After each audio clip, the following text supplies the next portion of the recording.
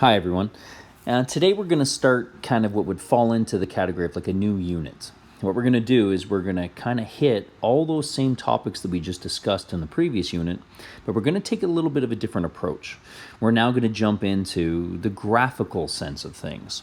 So it doesn't mean that we weren't using graphs of some of those functions in the previous section. We were, but we're going to kind of start to construct in more detail those graphs. It also doesn't mean that our algebra disappears. We're actually going to see a ton of algebra this unit. But we're switching gears a little bit to try to get a sense of the picture and then some of the other kind of concepts that are going to come from that. So what you'll see for today, we've got our topic, family of functions.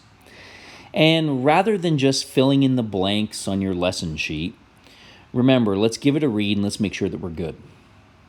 So what we're talking about when we address a family of functions are polynomial functions that have the same roots. And if we recall, roots is just a synonym for x-intercepts or zeros. So they all have the same roots and are vertical stretches of each other. If a polynomial function or a group of polynomial functions have the same roots and are vertical stretches, then they each belong to a family. And we can group those into that family because their equations can be written in a certain form. Now, when you take a look at that green form, I hope that we've got in our background, but it'll take a little bit for it to come back to us, that the way that we vertically stretch a function is to multiply the outside of that function by a value. And so you can see that that a is outside our function notation, and that's what tells us a vertical stretch. We are multiplying all the y values, the value of that function, by a constant. So I don't think that we automatically have that idea. So let's take a look at a grade 9 example of it, and then we're going to build as we go today. So what you'll see on the screen then is an example, and I've given you 3 functions. We have f of x being x plus 3, we have g of x being 2x plus 6, and we have h of x being 3x plus 9. Those all belong to the same family because I can write them in the same way. And when you take a look at that red notation, and then you look back at the 3 functions I gave you, notice that g of x is 2 times x plus 3. If I common factor out a 2, then I see that factor of x plus 3, which matches up with f of x. And if we take a look at h of x, you'll notice that h of x is 3 times x plus 3. Same thing I could factor out. And so I can write it in that red form, that it is some number multiplied by the factor x plus 3, and you have your notation on at the end that just says that that a value out in front represents some number. Notice that in that instance, all of those would have the same x-intercept because we know that factor would give us a root of negative 3.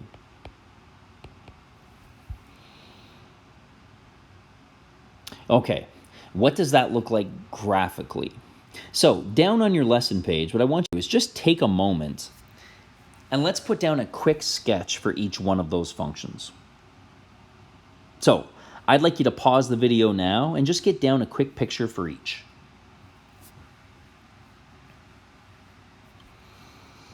Okay, and we should be back, and we should have a picture that matches what you see on the screen.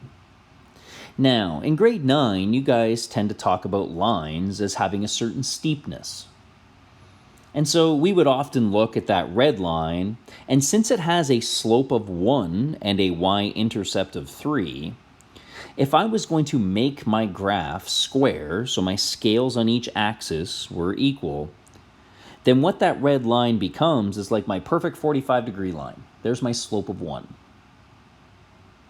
In comparison, you would look at the blue line, y equals 2x plus 6, and you would just say that that was steeper because it had a slope of 2.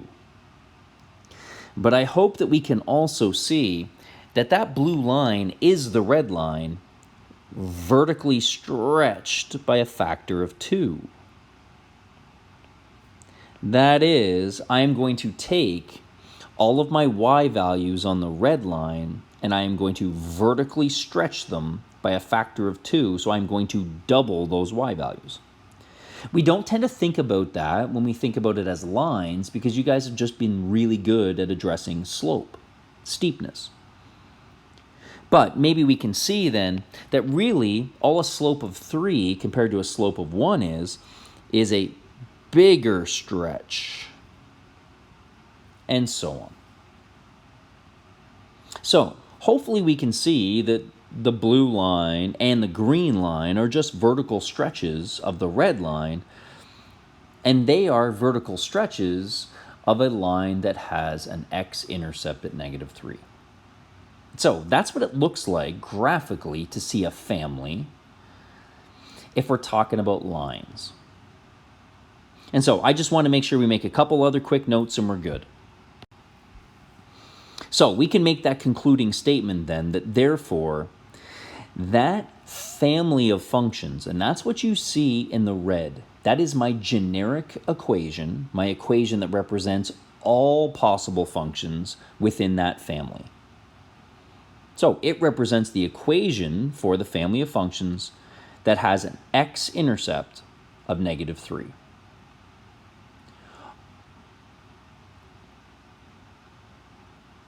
So we just use that generic stretch factor of a to represent all functions that have -3 as a root.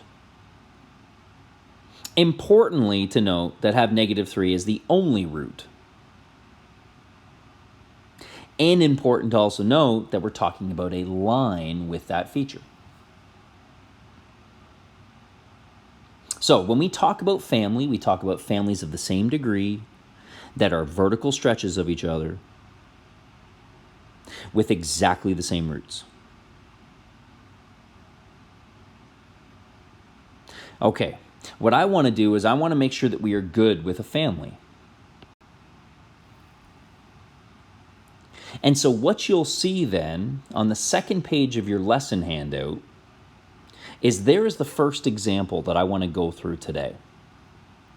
There are a number of details for the rest of today, and I want to make sure that we can draw your attention to those details, but then also kind of knock out some lingo a little bit, so we can get very comfortable with kind of this new language when we talk about a family. Okay, so the first thing, question 1 says determine a quartic function f of x if f of 5 equals 0, f of -7 equals 0, f of 3/4 equals 0, and f of -8/5 equals 0. Okay, so I'm going to start to build that equation. The first thing I know is that it's called f of x because the problem told us that. Okay, so what do I know about f of x? Well, if f of 5 equals 0, then that tells me 5 is an x-intercept. And if 5 is an x-intercept or a root, then it must have come from the factor x minus 5. I take a look at that next feature, f of -7 equals 0. Well, if -7 is a root, then it must have come from a factor of x plus 7. And this looks very familiar to us when we dealt with all of our polynomial expressions. If f of 3/4 equals 0, now this is one that I'm going to call a complete bailout if we wrote that down. And in some cases, that's actually going to get us in trouble. It's not incorrect. But given some wording and some problems, that might require you to do a little bit of work. So my suggestion to you is, rather than just default and go through a x minus that value, let's think about what that would look like with integer coefficients. No fractions inside our factors. Hopefully we can come pretty quickly that 4x minus 3 would have been the factor that would have given us a root of 3/4. And then we can do the same thing with the last. So you take a shot, fill in what factor would give us a 0 of -8/5. And as you're writing that down, I'm going to write in that factor as well, and hopefully we match up. Now, down below, I'm going to include a picture, and I would like you to get a picture down for just this problem. I think it's important. So what we're going to do is we're going to put down a quick set of axes.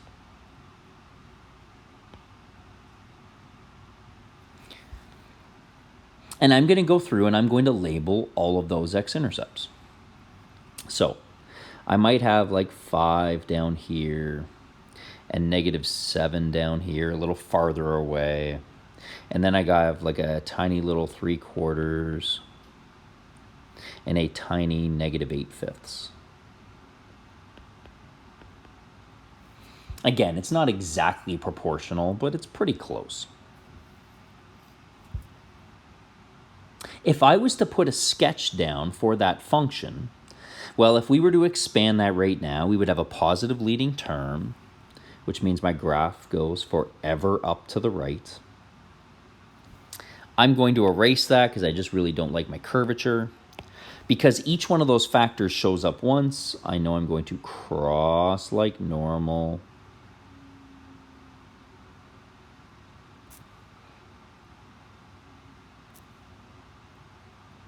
Oh, yikes. I really don't like that last part.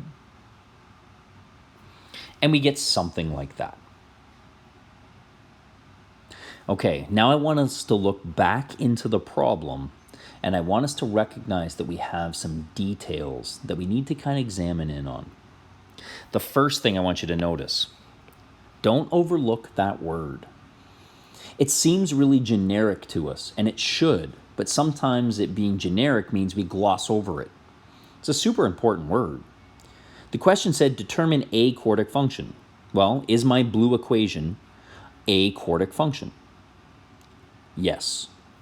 But I also want you to notice it didn't say the word determine the quartic function. So what that A word is referring to then is there could have been multiple answers. I just have to determine a quartic function.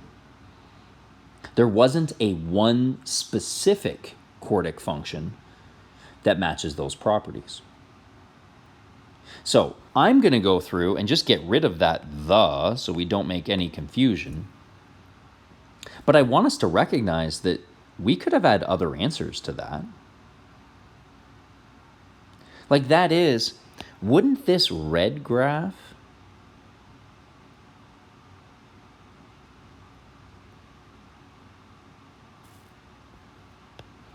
also satisfy that statement?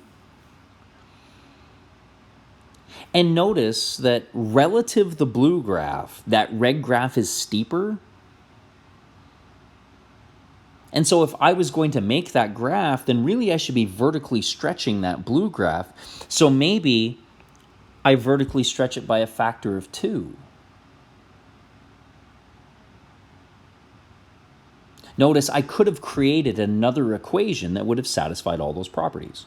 They still have all of those x-intercepts, but it's a little bit steeper. Clearly, we could have created a flatter graph or an even more steeper, so it doesn't have to be like vertically stretched by a factor of 2. Like maybe you go by a factor of 10. I don't know. It really doesn't matter. Like we could have even got to the point where we said, I don't really like that red graph. What if my graph was this?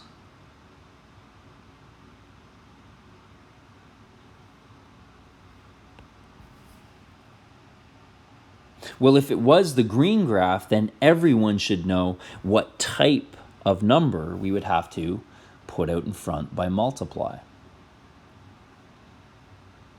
Like maybe it was a little steeper, maybe it was a little flatter, maybe it was the exact same shape, it was just decreasing. And therefore, we needed to have a negative value there. I'm hoping that we can see that there are infinitely many values that you could put out in front and attach by multiply.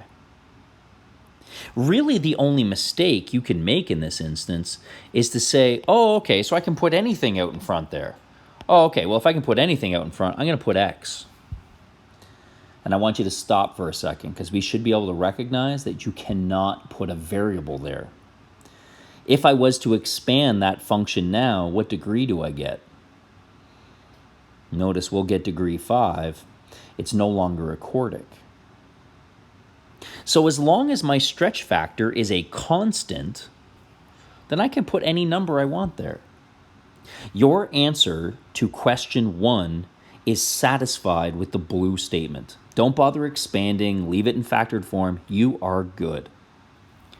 However, if the question had have said determine the quartic function, well then we want to put a generic stretch factor out there to represent all possible cases. We just need to know then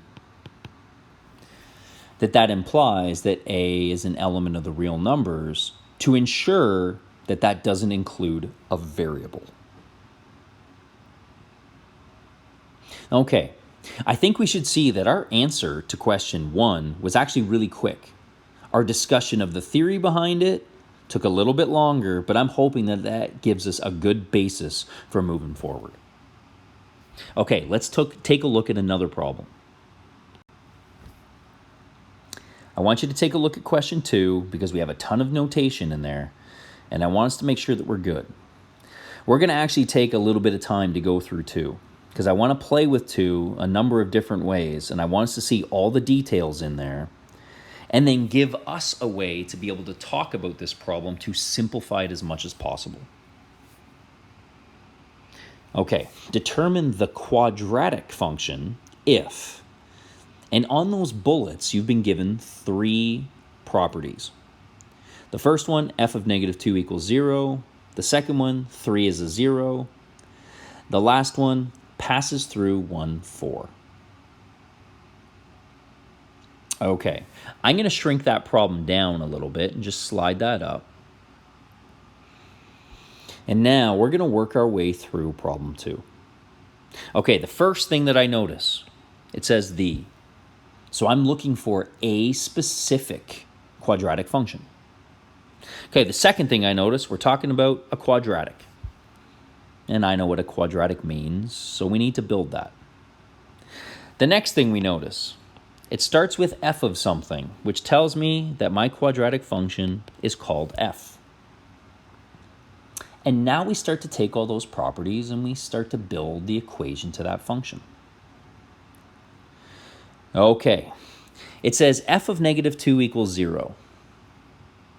Okay, well, if I sub negative 2 into my function and it equals 0, then I know that that must have come from a factor of x plus 2.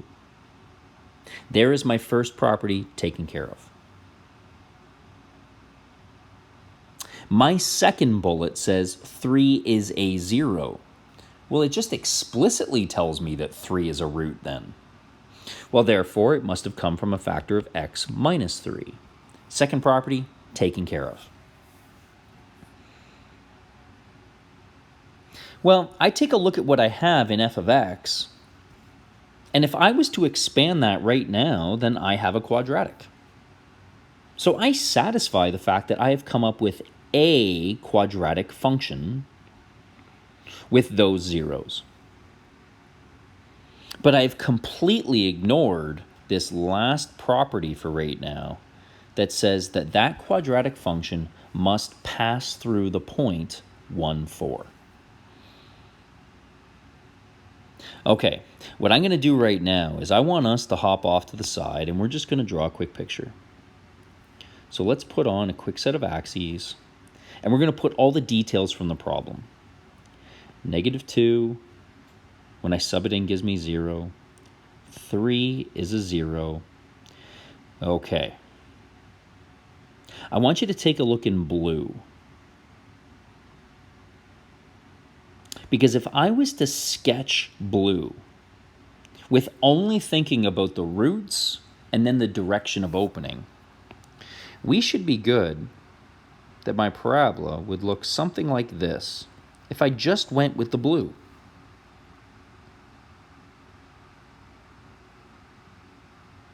But now when I look at what I boxed in, that third property that I have to ensure, It says that that parabola needs to pass through the point 1, 4.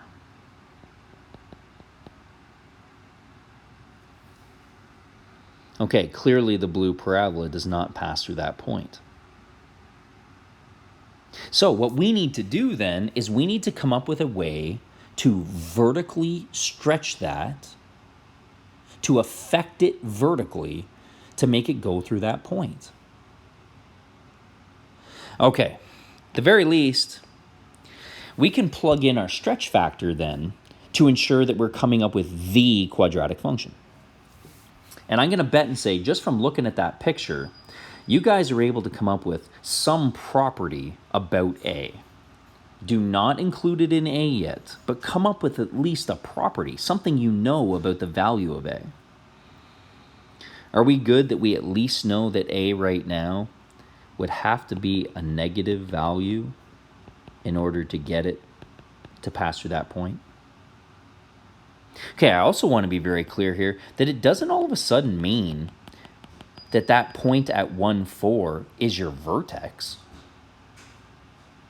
It's just that I pass through that point. But we should all see that your A value has to be negative. So now we could go through the process of recognizing that it's negative,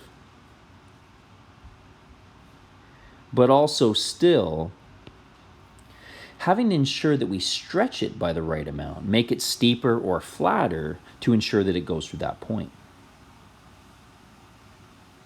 Now, for some of us in that process, that could be an awful lot of guess and check. And I want to walk through a mechanical process for us to be able to go through and find that. So I'm just going to get rid of that red picture again. That's what we have right now. And what we need to do is ensure that we find an A value that's going to make it pass through that point. Well, one of the key things that I think a lot of us forget at times is that a point is really just a relationship between an X value and a Y value. That's all it is. It's a relationship between an input and an output. So when that last bullet tells me this X value of 1 coincides with that Y value of 4, then it's really telling us the relationship between the input and the output. And for a lot of us, it's going to eliminate our guesswork. And here's a case where I'm going to say that if that parabola is supposed to pass through the point 1, 4, then let's make the equation pass through the point 1, 4. Like, let's force it. If we recognize that that point then is an X value, coincides with that Y value, then let's ensure that it does. That point tells us, and so there we see our since. If I sub a 1 into my function, I have to get a 4, which is what that point says. Then why don't we just make that happen? That tells us that we can replace our Y with 4 as long as we replace our X's with 1. And we get to that. You guys see that red equation, and what's really nice about it is it's an equation with one variable, and you guys can go through and solve that pretty quickly. So let's simplify and let's simplify. I don't know how many of these lines you wanted to include, but we should be able to get down to that is our final answer. I'm going to just clean that up a little bit. So I want you to notice one key thing. You got a little confirmation that your A value was negative. We found that graphically. But I want you to notice, like, you never even needed your picture to be able to determine that. We can do this entirely algebraically. You also found that you need a stretch factor of 2/3, so we're going to make the parabola a little flatter, but it's not like you needed to know that to solve for A. So what did the question ask us for? Determine the quadratic function. We have everything we need. Let's just go back now and sub in that generic stretch factor of A with the specific one, negative 2/3. I then have my two factors, and we're good. And again, just as before, don't waste any time expanding that and collecting like terms. You are good to leave that in factored form. There we go. Now we came up with the one specific equation that is going to pass through that point with those roots. Okay, let's jump in and start to deal with something a little uglier. Okay, so now let's take a look at problem 3. We need to determine the cubic function with integral coefficients if, and now there's your 3 properties. Now, I could say pause the video and let's go through and see how far we come. However, I'm going to bet and say that that second bullet that you see, that one's going to probably cause you some concern. And so I want to talk a little bit about how we can go through and we can begin this problem and how we can kind of work our way through it a little. So the first thing that we notice, determine the cubic function with, and down in that last bullet, there's our function notation again. So it's labeled as f, so that's what's telling us that we're dealing with an f of x. Okay, the first bullet tells us that x plus 1 is a factor, so I'm going to plug in that x plus 1 as a factor. Now it tells me that 2 plus or minus root 3 are roots. And so if I'm struggling to kind of go through and deal with that, I want to make sure that we're really good with something that you've been doing all along. Let's say that I took that bullet and I simplified it. And I said that 2 was a root. Well, then we're good that that means that that must have come from a factor of x minus 2. If I told you that root 3 was a root, then we should be good with x minus that is my factor. So if I told you that happy face was a root, then we know that it's x minus happy face that is the factor. And if it was negative happy face, then it's x plus. So at the very least, we should be able to then say, well, if 2 plus or minus root 3 are factors, then I'm going to take them in their bits. I know that 2 plus root 3 is a factor, and I know that 2 minus root 3, is a root, not a factor, is a root. Then what I can do is I can backtrack, and I can say that I know that x minus must be the factor. Well, if 2 minus root 3 was a root, then x minus that must be my factor. And I can go through and I can build my 3 factors. And as I look back to the details of the problem, it tells me that I'm looking for a cubic. Is that blue a cubic? Yes. Now what I can do then is stretch it to turn it into the cubic function. Okay, so if we get to that, we're doing okay. However, there may have been another kind of piece of terminology in the question that might have jammed us a little bit.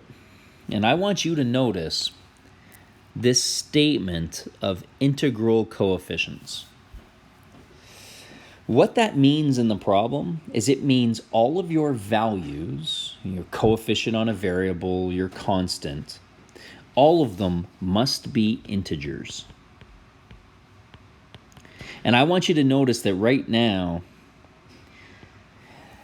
those blue factors contain an irrational number, not an integer. So you could not leave your answer like it's written in blue with those root 3's in there. So I want to go through a couple different ways. Yes, I acknowledge we have not even touched the a value or our last property of f of 2 equals negative 27. We haven't even touched the fact that we haven't stretched that function yet to make it go through that point. We're going to get to that. But what we're going to address right now is our integral coefficients. And I want to go through a couple of ways to consider it. So, the first thing we can do is we can leave all that blue and red.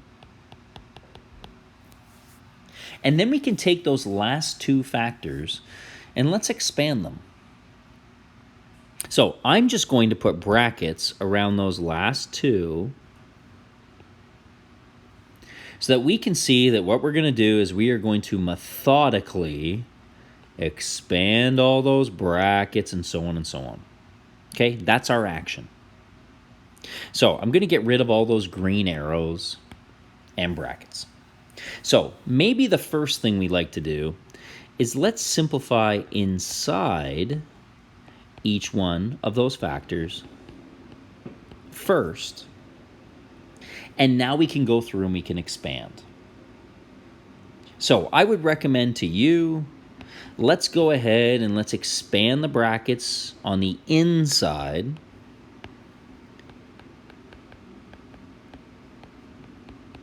And that should be pretty quick.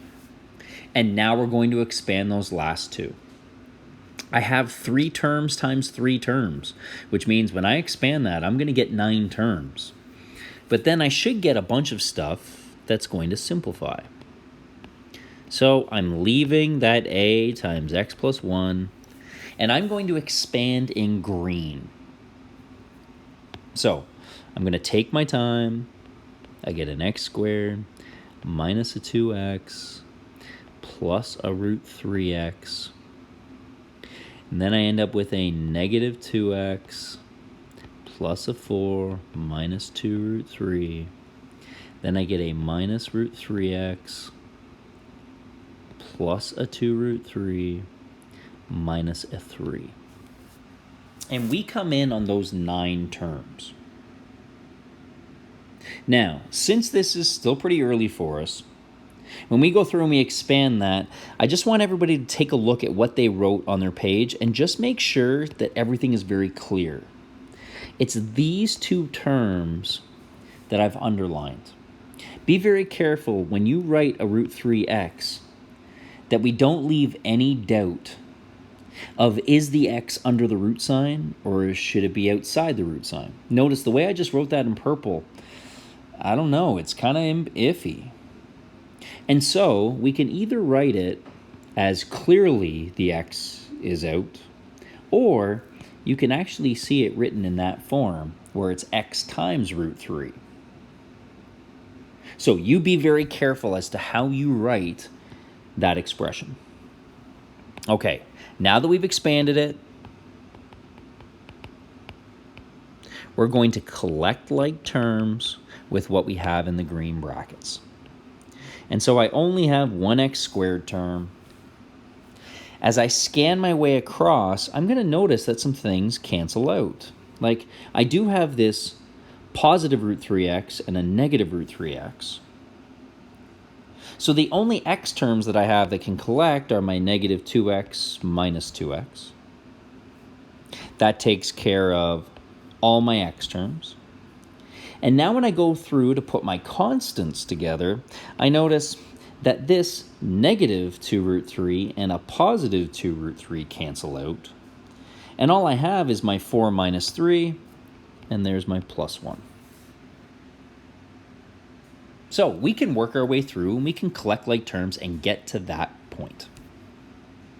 So now that we have that, I'm just going to go through, and I'm going to replace that in blue. But we can see our process for it. Expand all your brackets, collect like terms, and we come in there. Okay, that is one way for us to be able to go through and expand that quickly. Okay, what I want to do is I want to show you 2 other ways that you can go through to expand, and I'll even kind of get into another way. We're not touching the a yet, okay? We haven't got to that stretch factor yet. What I'm talking about are faster ways, or perhaps easier ways, to be able to go through and simplify that to integral coefficients. So what I want us to do is we're going to come in on this line, and we're going to deal with, instead of expanding that to 9 terms, is there an easier or a faster way to get down to our final statement? So we're going to focus in on that line that's starred. So I've just hopped onto a new screen to give us a ton of space to work. And what you see is I've just recopied out that line. So that was us before we've expanded to get to integral coefficients. Okay, I want us to see a couple things inside those two ugly brackets. So in essence, I'm asking you, ignore the front for right now. We know it's there, but let's ignore it and let's focus in on those two ugly brackets.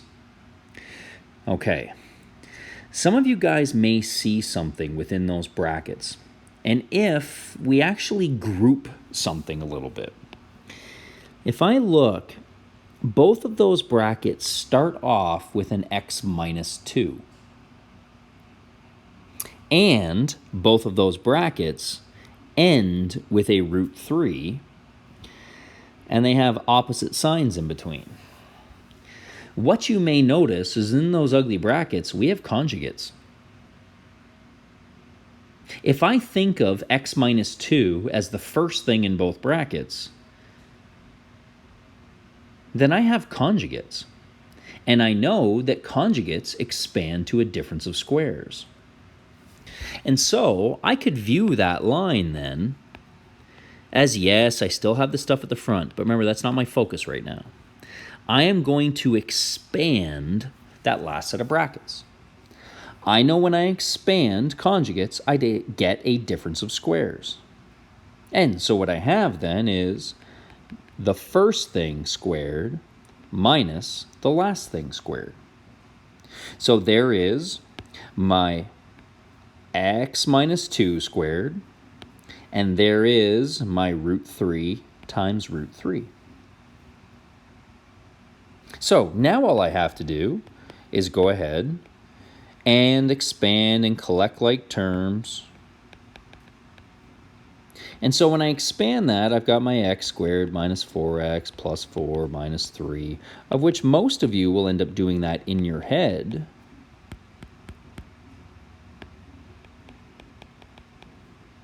And then we come in on maybe a faster way for you to get there.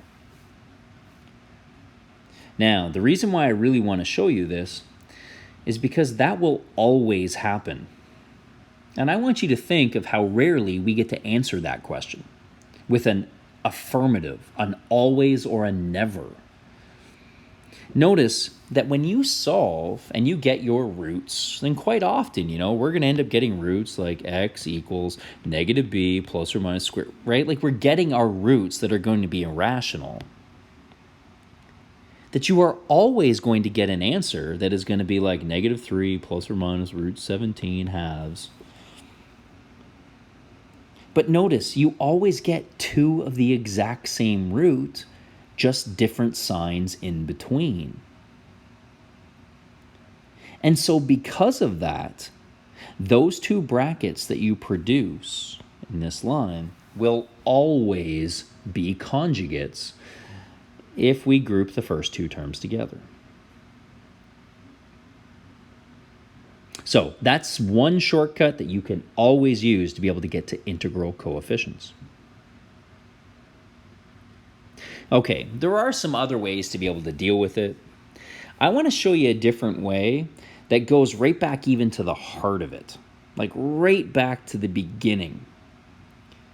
And rather than even produce those ugly brackets, we're going to maybe go backwards. So let's imagine that you were starting off the problem all over again. We were told that x plus 1 was a factor, and then we were told, and I'm just going to write this down on the other side, that 2 plus or minus root 3 were roots. Well, the other thing that I think we've maybe lost in our mind is that when we actually solve for produce factors, we're actually taking a solution to an equation and working backwards. Like, really, when you're told that negative 1 is a root, you have the solution x equals negative 1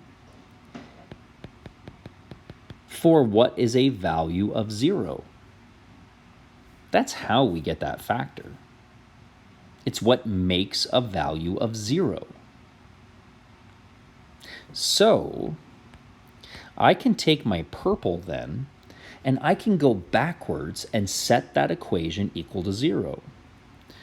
So the first thing I need to do is I need to get rid of that 2. Now I have an ugly root on the right side. Well, if I square both sides of my equation, then I can eliminate the root.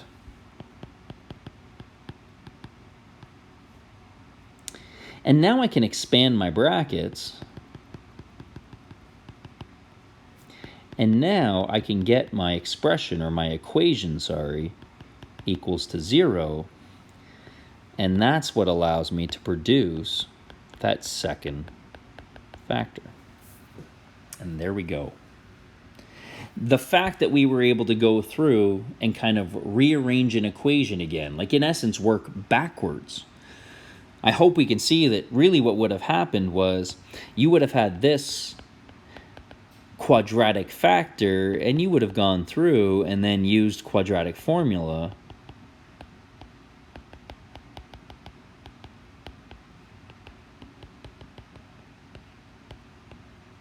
and then divided out your common factor of 2 to get those roots. So for us to work backwards and get a quadratic factor shouldn't surprise us too much. So there are some multiple ways for you to be able to go through and get that ugly factor, but in proper form with integral coefficients.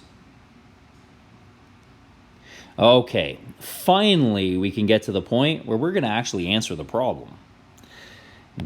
If I was to expand those brackets, do I get a cubic? Yes, so let's put in our stretch factor and we're good to go.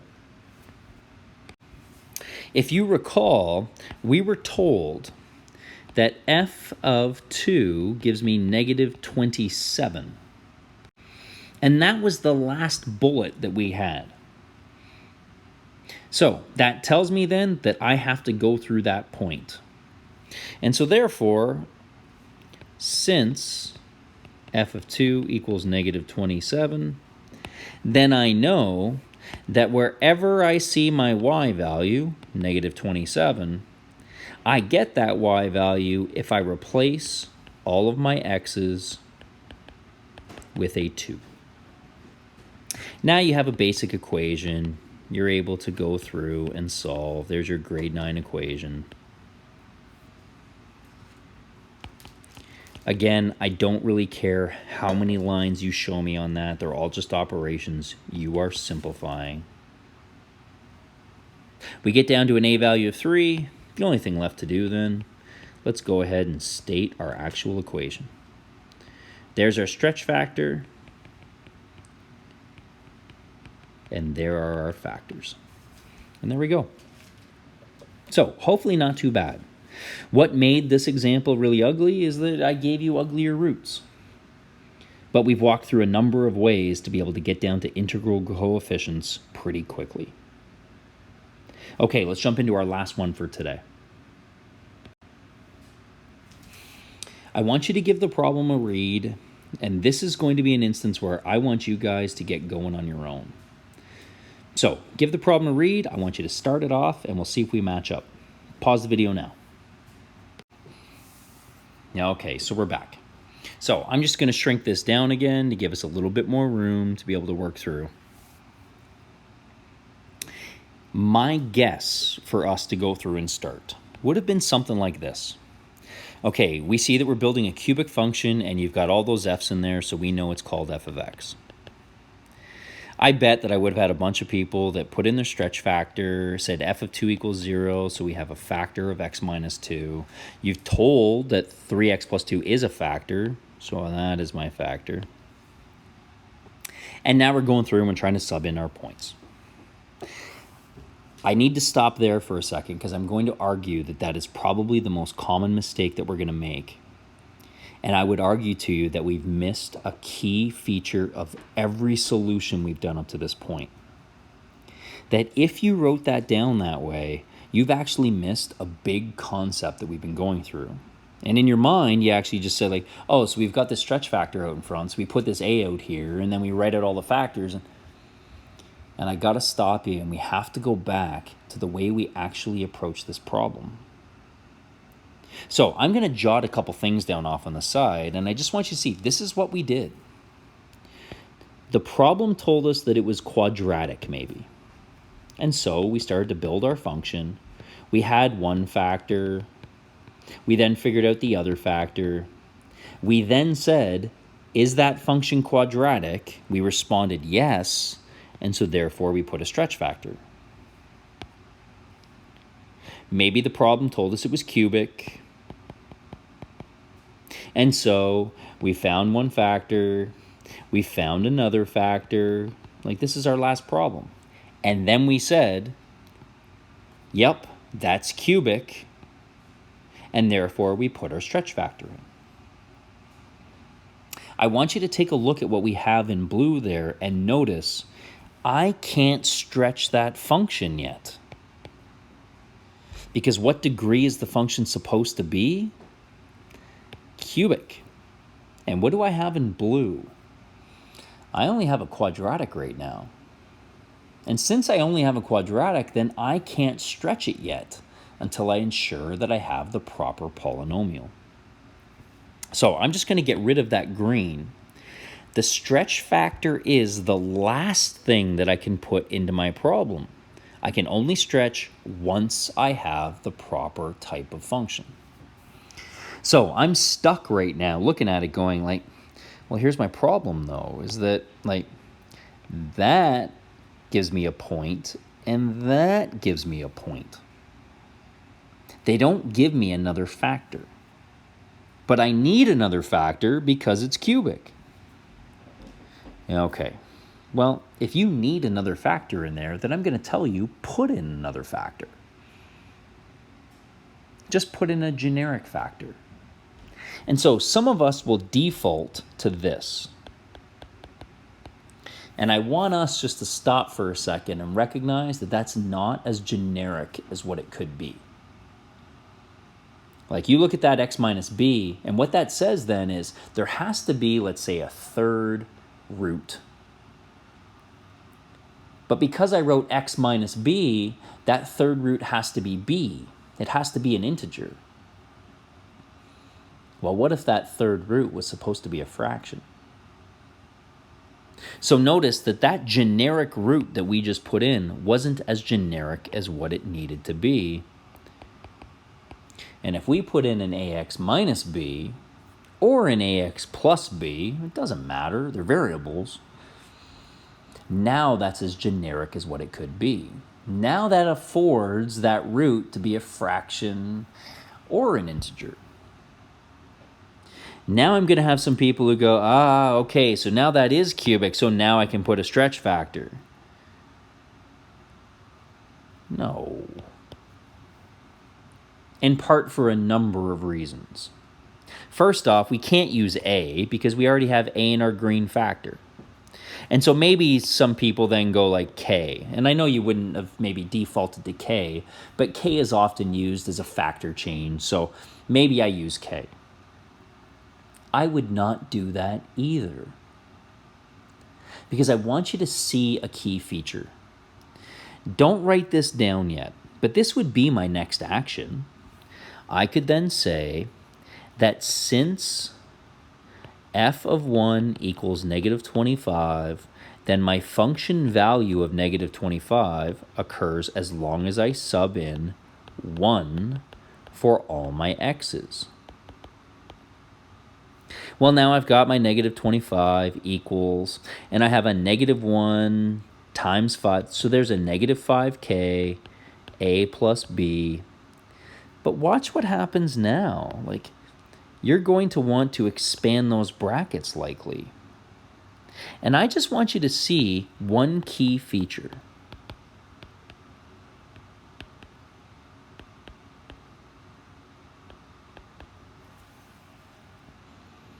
Do you notice that within each one of those terms, we have two variables? But you might also notice that those two variables are really placeholders for the same thing. And maybe you can see it occurring all the way up here. Remember that when all I have is multiply, I can multiply in any order I like. And so if I was to expand that k into the last bracket, can you see that my last bracket is really just ak plus bk?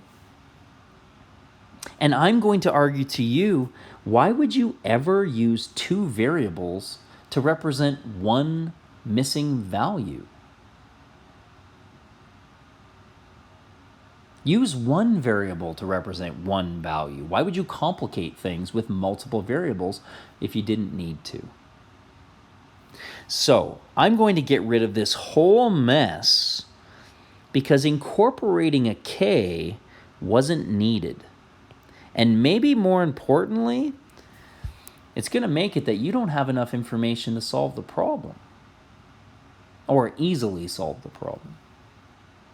What I have in that statement is generic enough, and I'm just going to put it all in blue. Use the most generic factor you want for that last term.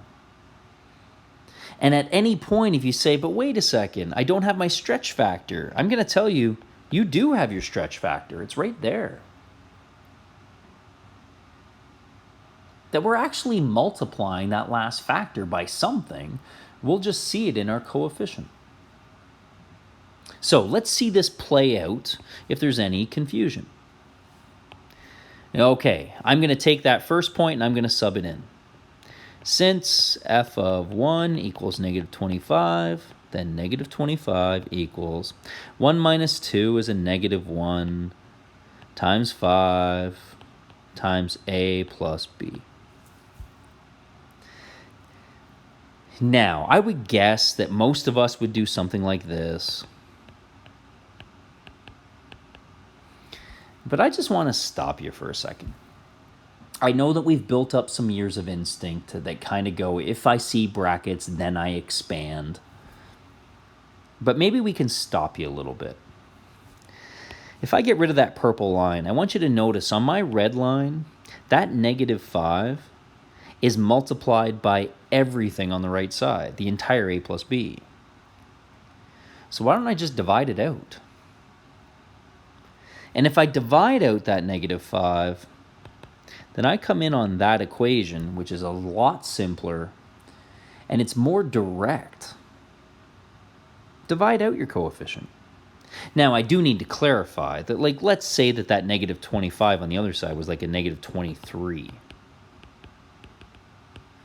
I am not going to divide out that negative 5 because now it's going to give me a fraction. And I don't want to work with fractions. I should be able to, but it doesn't mean that I'm going to seek out opportunities to use them. But because that negative 5 does divide into negative 25 evenly, why not just divide out the common factor? Okay. Now, I'm hoping that most people would be pretty comfortable with that and where we're going to go, especially if I label that as equation 1. If you know where you're going, I want you to pause the video and make sure we match up in the end.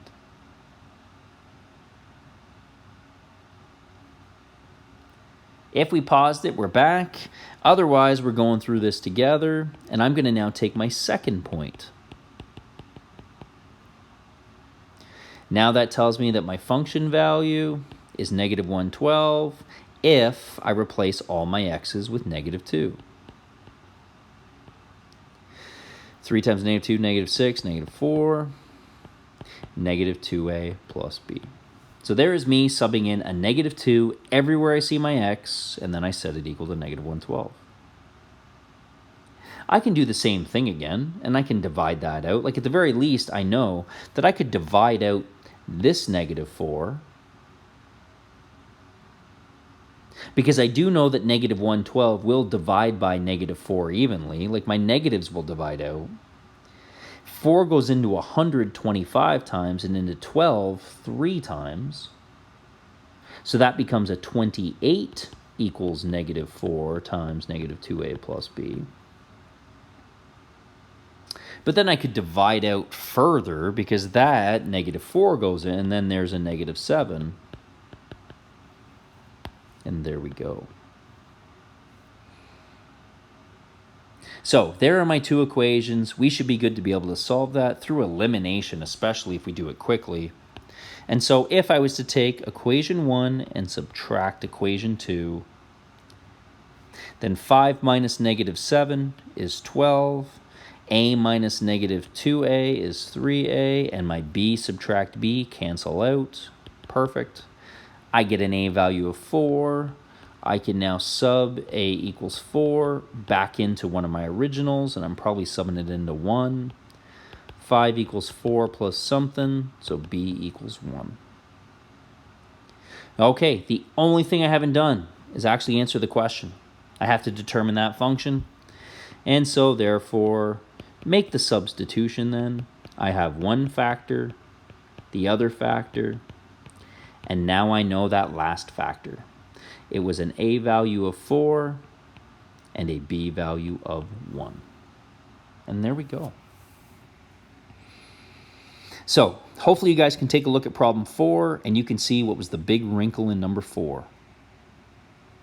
The question gave me a cubic, but it only gave me information on 2 factors. So I was stuck using a generic factor to be able to work my way backwards and find. Okay, I think that does you guys pretty well with being able to work through a family of functions. So now your job, jump in, get as much practice as you can. Good luck.